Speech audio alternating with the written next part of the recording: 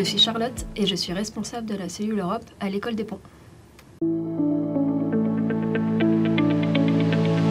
décidé de ramener un drapeau de l'Union européenne puisque travailler avec la Commission est au cœur de mon métier.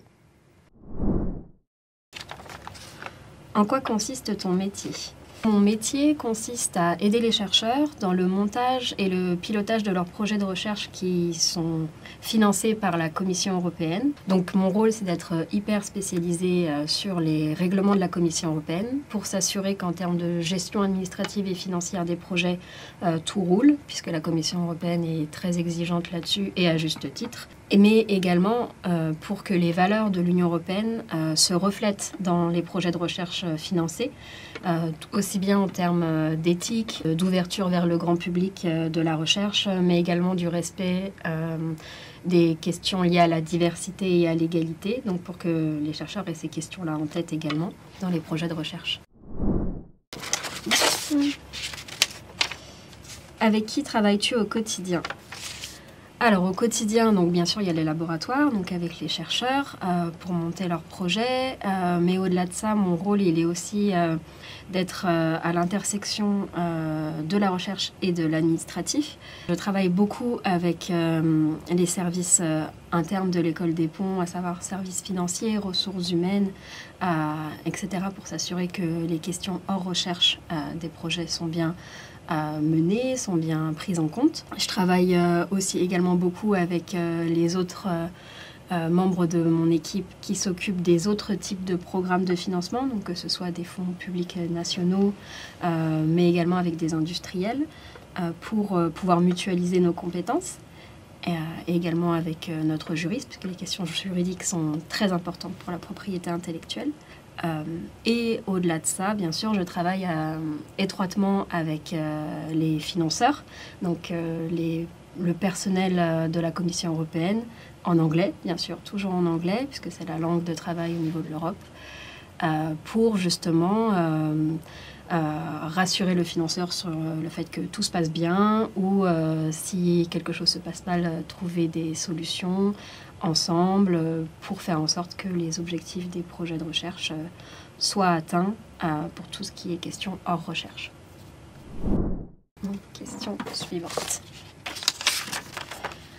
Quel est ton parcours étudiant et professionnel ? Mon parcours étudiant, déjà, quand je l'ai commencé, j'avais pas mon métier en tête, puisque mon métier est très récent, donc je le connaissais pas. J'ai commencé par une licence d'histoire, que j'ai doublée avec une prépa au concours des écoles de journalisme. Après ma licence, je savais toujours pas ce que je voulais faire concrètement. Donc je suis partie enseigner le français sur la côte ouest irlandaise.